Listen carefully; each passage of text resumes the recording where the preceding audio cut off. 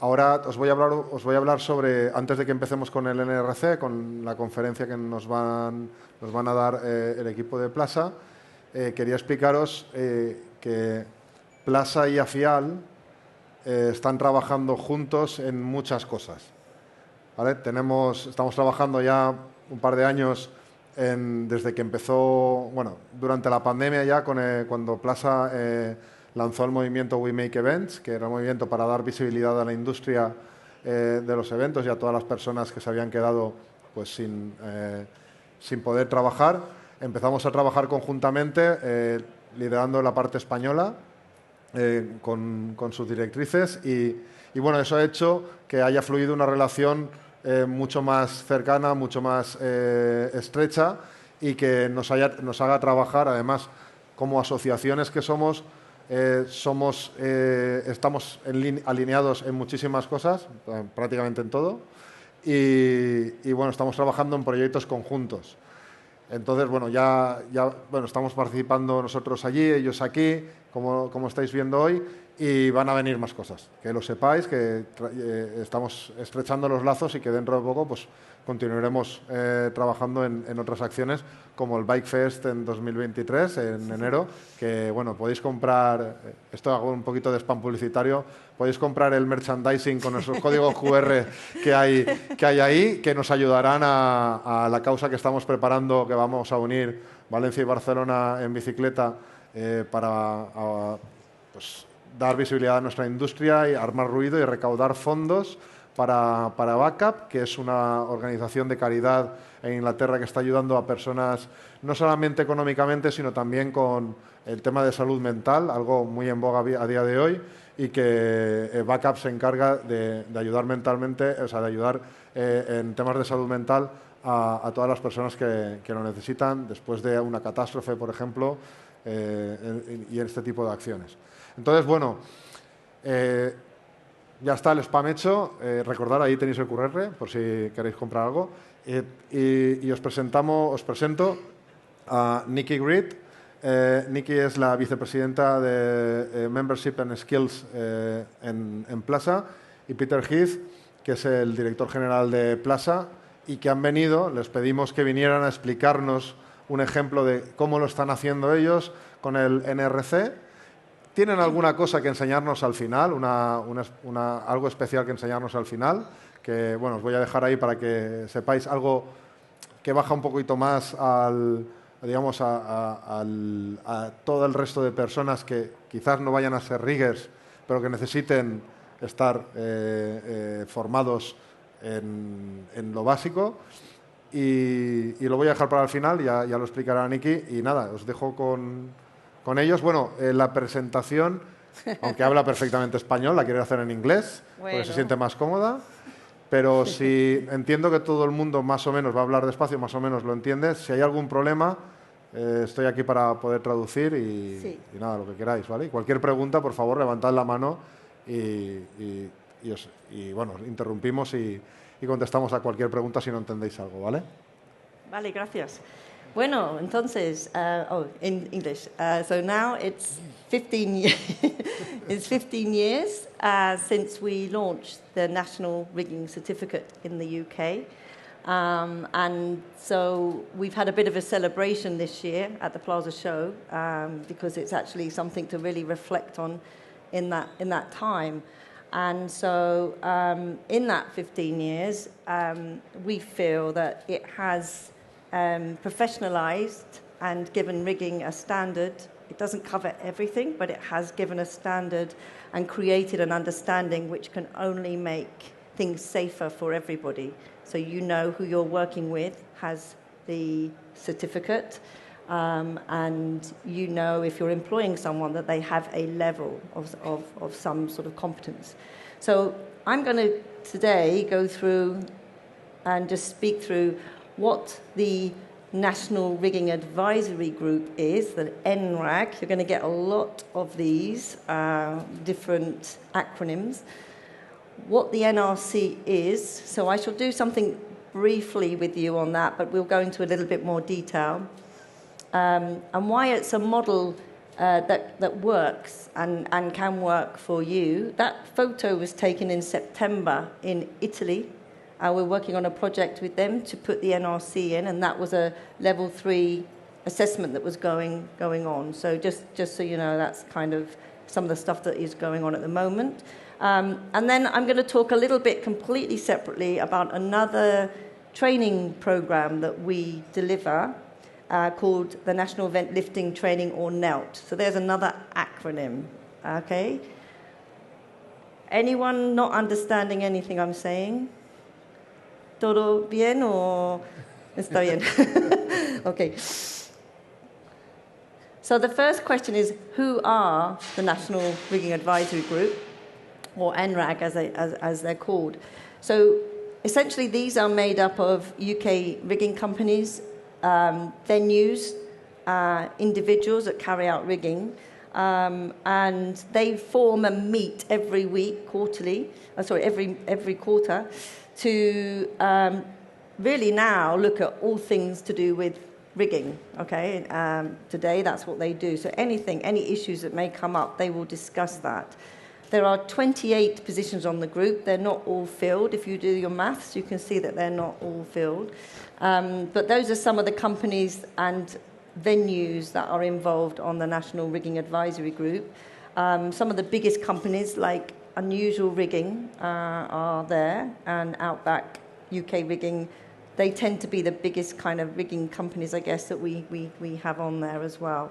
So that's the voting members. As PLASA, I sit as the vice chair, vice-presidente of this group, and the chair is always someone from the rigging world. So it needs to have that person there because it's good to represent those interests, okay? So that's the Rigging Advisory Group. I'm going to talk a bit about those as we go through the presentation and how important that group is.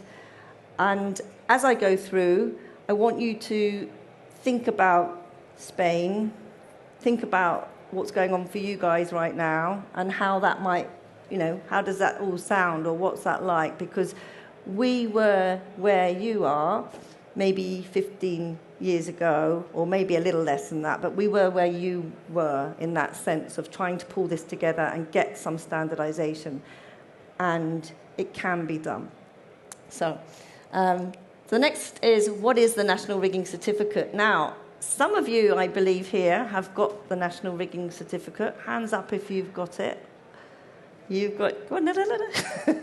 There's 2 sitting there that have it. And we actually have, in Spain, 13 level 2 NRC card holders. So they've gone through the process in England to do this, which means they've done it in English. And we have 1 level 3 who is... So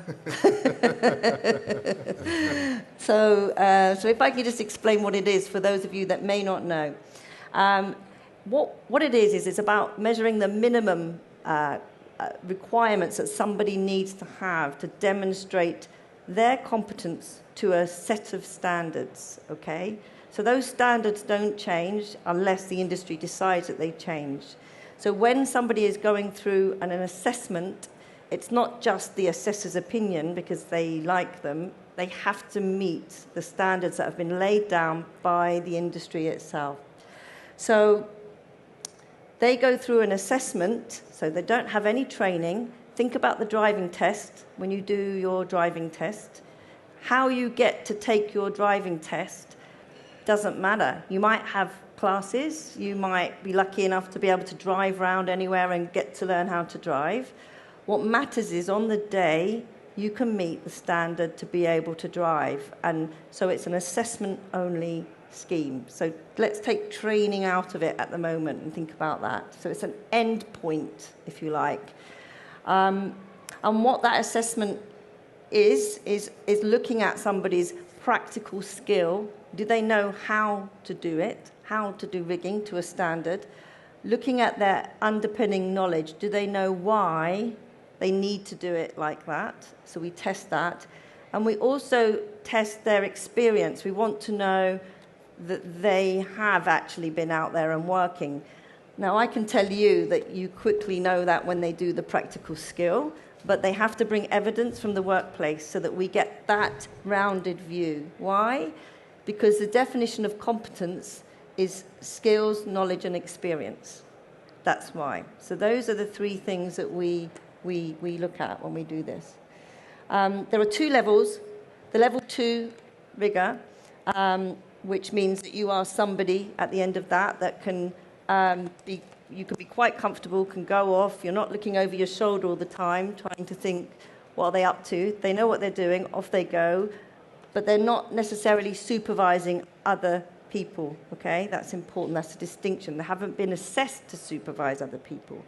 So the level 2 rigor is your sort of entry point, and I'll go on in a bit more detail about that a bit later on in terms of the actual things that we might look at when we do that. And then we have the level 3, which is the rigging supervisor.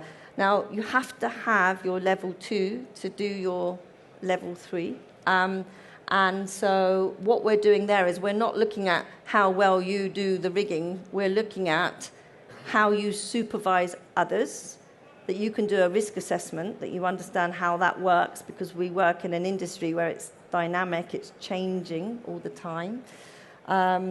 And we're looking at those core supervisory skills that are so important, yeah, that you have those. Okay.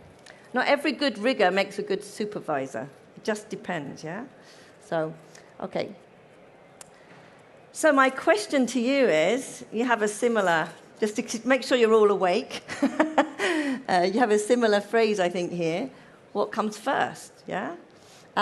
Was it the NRC or was it the NRAG? And the answer is, anyone want to guess? The chicken. The chicken. Yeah, no, the answer is actually, it was the NRC in terms of the idea coming together. So the idea that we need this came from the industry. The really important part is it was very much like what's going on here at the moment. It's coming from the people that do the work, that we want something, we need something. And that's a really powerful thing when you get an industry-led qualification developed, because the industry owns it.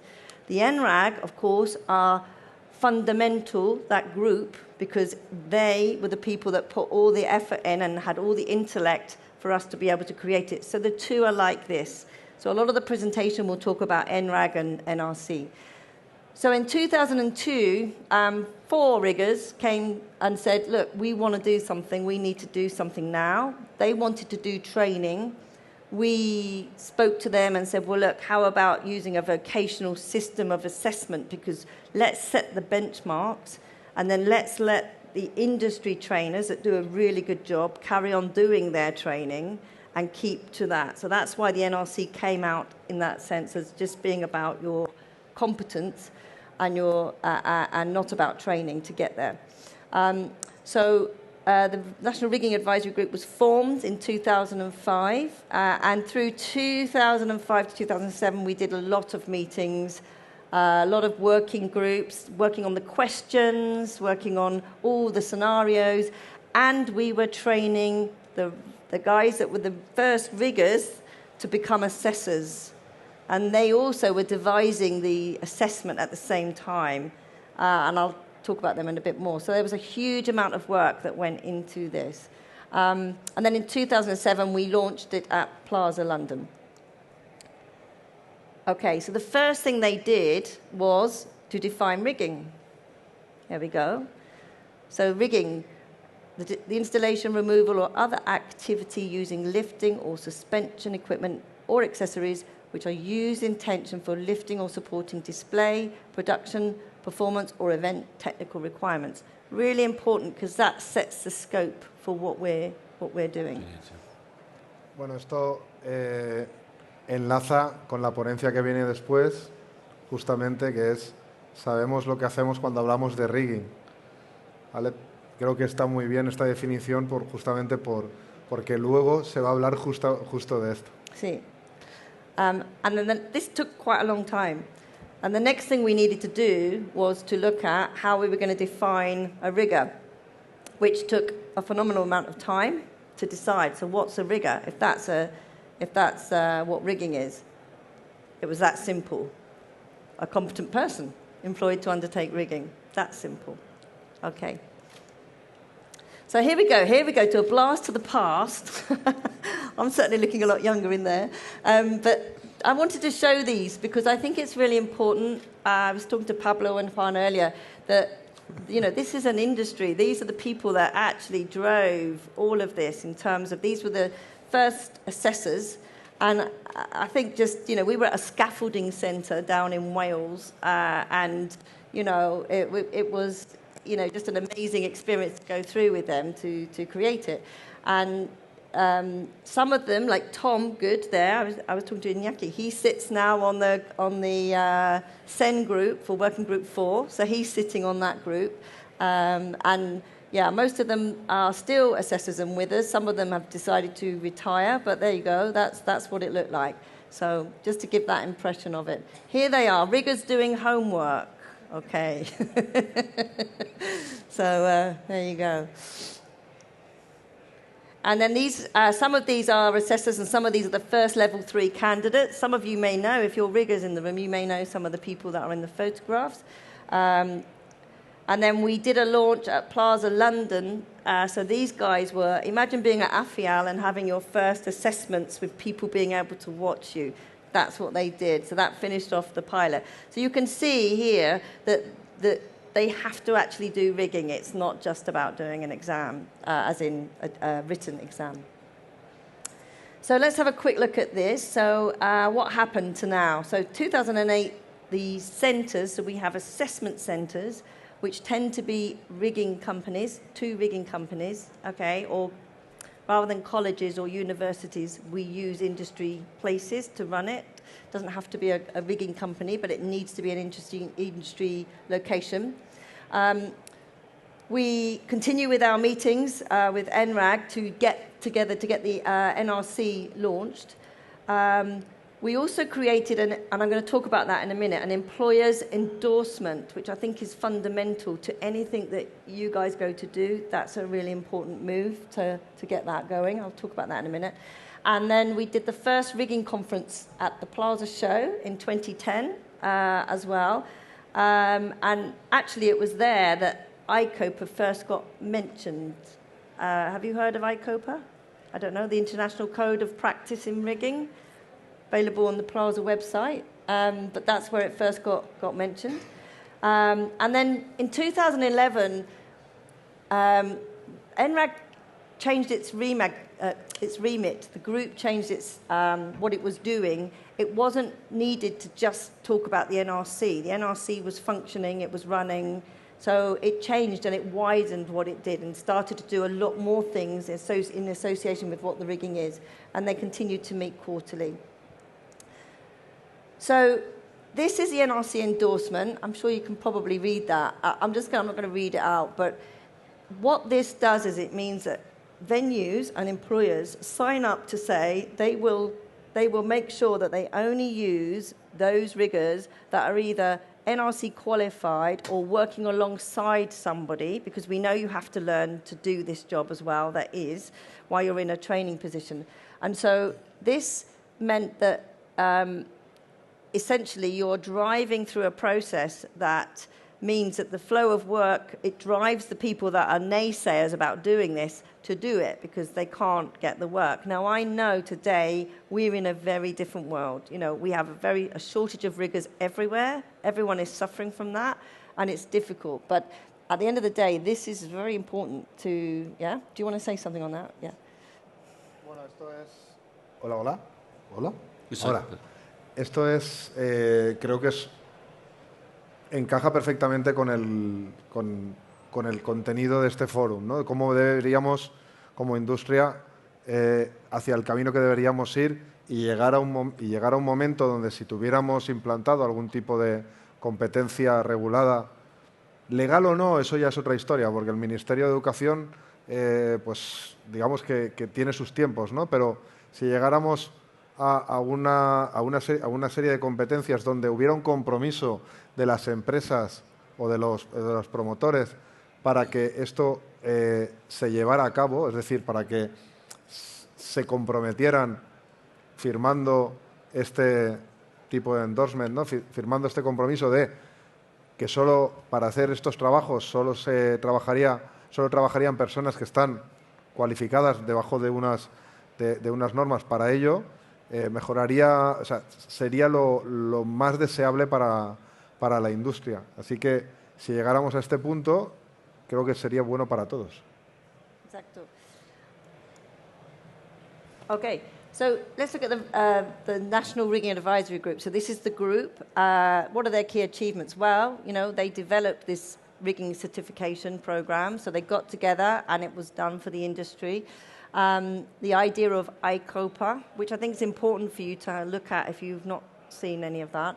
There's also, they do free guidance documents to download, which are available on our website, which you can see there with the NRAG / at the bottom there. So, and this is just a sort of roles and responsibilities, things, just some things on there. So go and have a look and see what you can dig out from there. Representation on these groups, the groups that we were talking about, you had in the last session. So there are NRAG representatives on that group. And they've become an expert group on rigging. So the HSE will go to the NRAG if something happens. So we tend to get asked, though, you know, if something comes along. So that's what happens. And I think there's a lot of possibilities here for something like that from what I'm hearing. So that's great.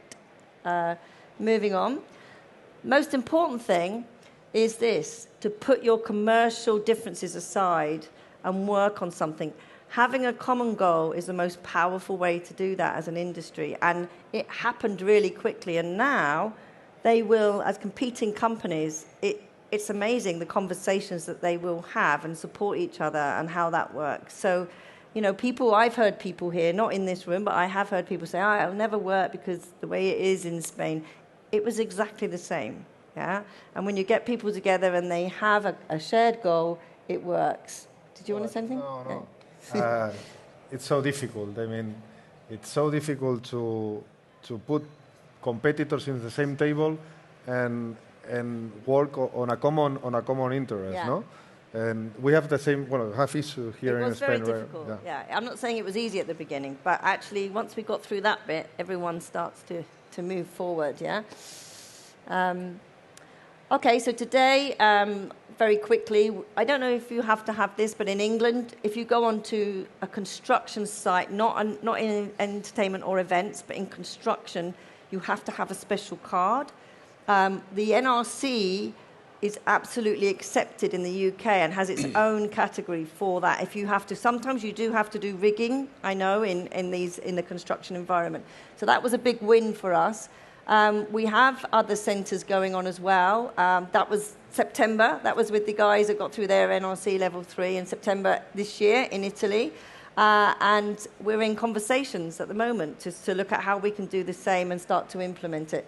And I think it's really positive that there's already so many, 14 people have an NRC in Spain, which doesn't sound a lot, but actually that's a massive start to have that. In Italy they didn't have hardly anyone with it, so that's great.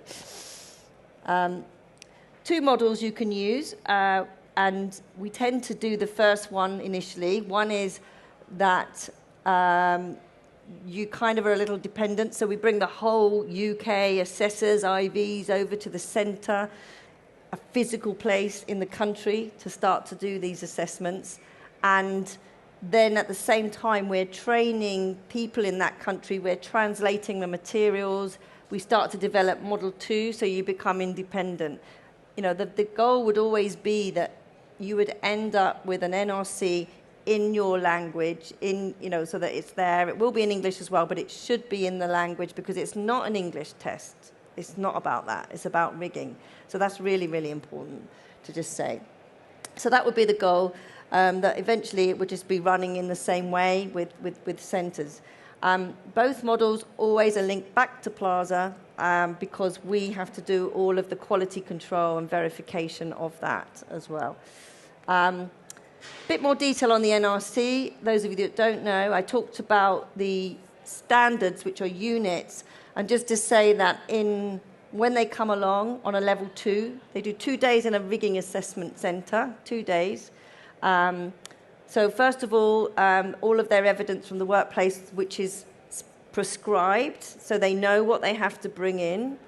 We don't want to see a photo. We don't want to see a video.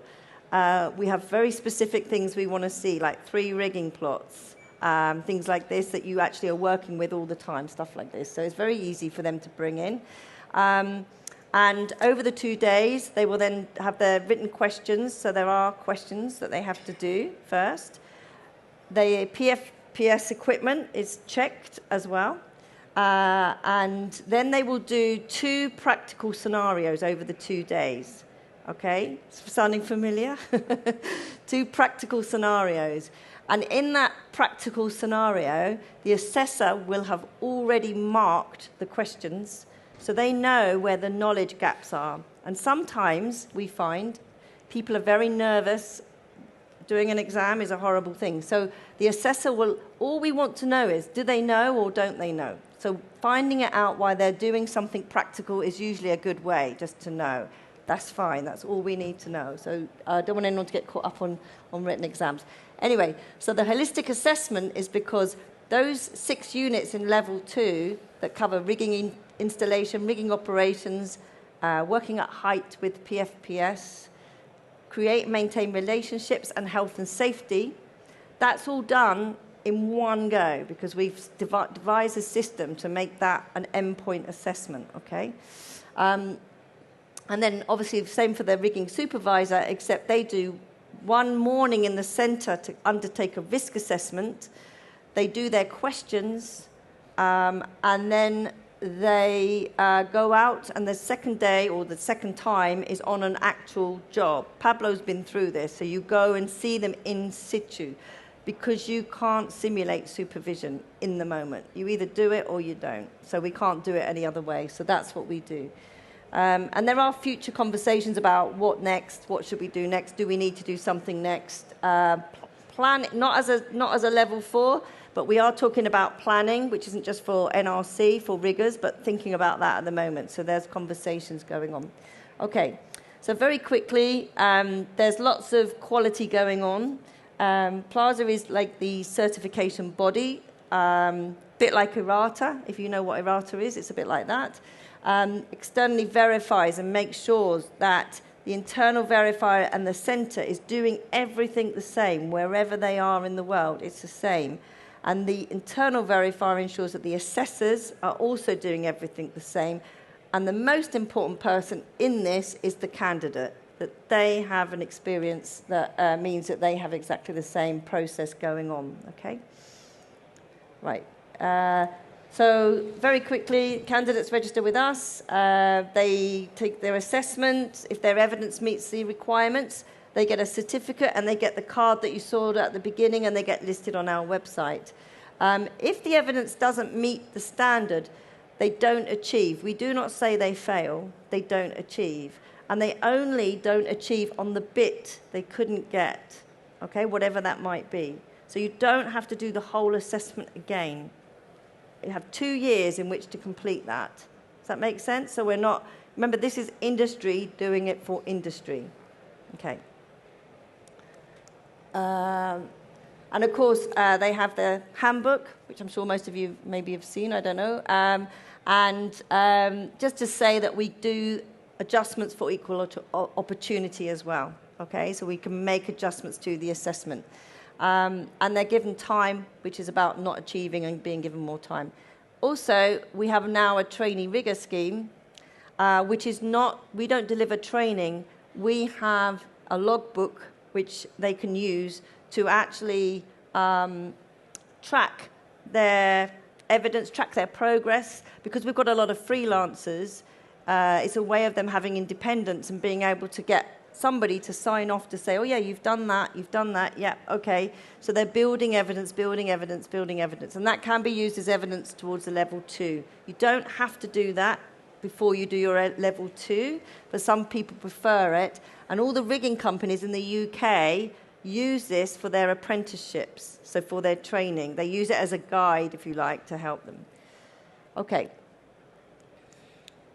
So the impacts after 15 years, it's an apprenticeship incorporating the NRC. There is one in the UK, and the trainee rigger scheme. We continue to raise safety and standards as the group, as the NRAG group. Rigging is seen as a profession. It's taken seriously. And there's recognition for individuals internationally and by employers. So if you take the Olympics, for example, you know, we've got people, we know there's some coming up, there's one coming up in Paris, and there's Olympics coming up, the Winter Olympics coming up as well in Italy. Now we're getting these people with NRCs. There is also that possibility of using people, so it opens up that connection a little bit more as well, okay? And an understanding of competence. And we have an endorsement to the NRC. So those are some of the impacts that have happened, I think. Okay. Thank you. Okay, we're going to carry on, and we'll make sure you get the link to watch the video in your leisure, okay? So the long-term benefits for adopting the NRC, international recognition as a profession in rigging, transferability. So as I spoke about, it provides opportunity for work and for future qualifications. Provides a structured progression as well, but it raising safety and skills. Approved regional centres, assessors and trainers creates unity, relevance and sustainability. It's in our industry, you are in our industry. And it sets known and understood standard, so which keeps people safe. People know what it is, yeah? So that is the rigging NRC part and the rigging advisory group. Now I'm going to switch hats and talk about training, which is not the NRC at all, and talk about training for a different group, which is the National Event Lifting Training. Not many slides, but just to go through a few of these. It's aimed at a very different group of people. Basically, it's designed to provide training, what is good practice for non-rigging technical departments, so technicians, who select and use lifting equipment commonly found in the event industry. The point here is they are not installing into the structure here. They are undertaking rigging as part of their work, and we need to make them safer or understand more why they have to do things a certain way. This is training that does not lead to competence, so it's very different to the NRC, okay? This is about giving people training, just to put that one in there. So it's below the hook training. What would you say? How do you say that? Below the hook training? Below the hook? Pablo? Sí, debajo del gancho. Okay. Sí. To develop and promote good practice. That's actually Mark Armstrong, Pablo. That's Mark Armstrong under there. The person. So what is it? It's effectively below the hook to prevent poor practice. Look at that.